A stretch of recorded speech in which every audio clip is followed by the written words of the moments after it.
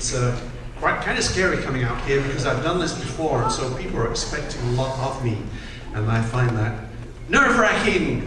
Actually, a little word for Mr. Wardle. My relationship with the stage began when I was a preschooler, and they had me in a Christmas pageant as third sheep.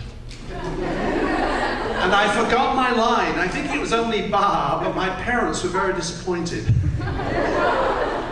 Growing up through high school, I was at an all-boys school, and when we did Shakespeare, we did it the original Shakespearean fashion, where the boys played the girls.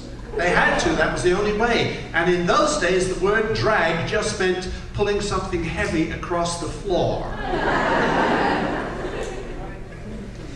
I came to the United States in about 1995, but something pretty important happened for me with regard to theatre in 1987. Wasn't that a long time ago, before you were all born, except the teachers?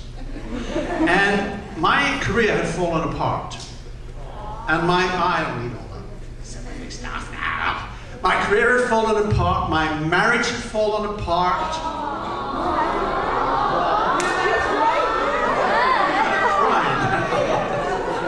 I was living in a beautiful little town called Shaftesbury in the south of England. And one evening I thought, I think I'll go to the theatre. And I wandered into town and found this beautiful little old stone building that used to be the place where they sold fruit and vegetables and meat and fish. It was a town market, but now it had been converted into a theatre. And I bought a ticket and I went along there, and there were only about 8 people in the audience. And what stunned me as I sat about 4 rows back, that then a group of people came on the stage and performed live theatre for me in front of my eyes, and I could hardly comprehend what that meant. It was just stunning to see that happening just for me and 7 other people in that little theatre. And I was so impressed by it that I joined that theatre group, and the following year I did 5 shows.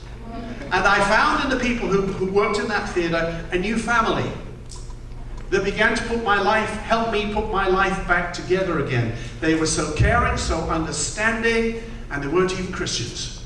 They were there in the theatre as these warm, loving, caring people.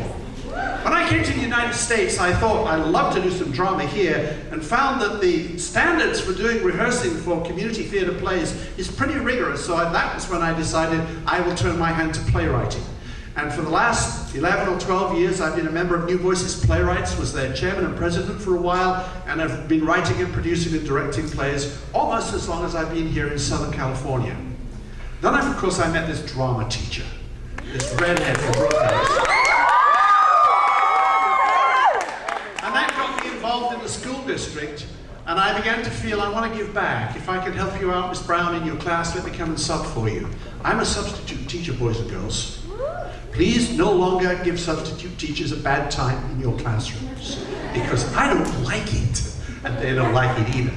However, then I heard at the end of last year that there was a new committee being formed at the district called Arts Advantage. Now, most of you know nothing about this, and it's pretty serious stuff, and I want you and your teachers to listen carefully. The group that meets on this committee is not just teachers and administrators, but people from the community, including Disney. And we have this belief that the arts are the heart and soul of a school. Think about that. We believe that you should be able to join an arts class, whether it's theatre or dancing or band or choir, and be able to follow your course all the way from junior high right the way through to your senior year in high school. We believe there should be highly qualified teachers who should be there, able to teach you all the skills that you need to pursue your career in performing arts. And underlying all of this is the philosophy of a man by the name of Daniel Pink. Now let me show you his book. He wrote a book called A Whole New Mind. I have a copy here. You can't read it, it's mine. This man has become extremely influential in the United States and in Europe as a thinker about the way education is going and the way industry is developing. And one of his arguments is this, and it's not brand new to him, that there are 2 parts to the brain, the left part and the right part. And to help you out with this, just in case some of you are not too sure, I brought a brain along with me, or at least half a brain. I called the science department and I said, do you have any brains there? They said, what? This is a science department, you want brains? So they dug this out of a drawer. I thought this must be a junior high school break because it's only half there. No, sorry, I didn't do that. See, all the high school kids are laughing now, and then I thought, no, it's pretty hard and solid. It must be a high school break. Now here's the point. The left-hand side of your brain is the side of the brain we spend most of the time educating at school. The left-hand side of your brain does all the processing of facts and information in math, science, history, English. It largely comes into this half of the brain. It's the half of the brain that a lot of you struggle with. And it's the side of the brain that we spend a lot of time testing. That's why so much time is given to testing, to make sure this side of the brain is working properly. But you know what the other side of the brain is for, the right-hand side? That is the artistic side, the intuitive side, the inspirational side, the new ideas side, the creative side. And most of that half of the brain gets ignored in our school programs, unless you're in the visual arts, or in drama, or dance, or photography, or band, or choir. But for the most part, we try and drill information into here. And Daniel Pink is saying the future lies with the right-brainers.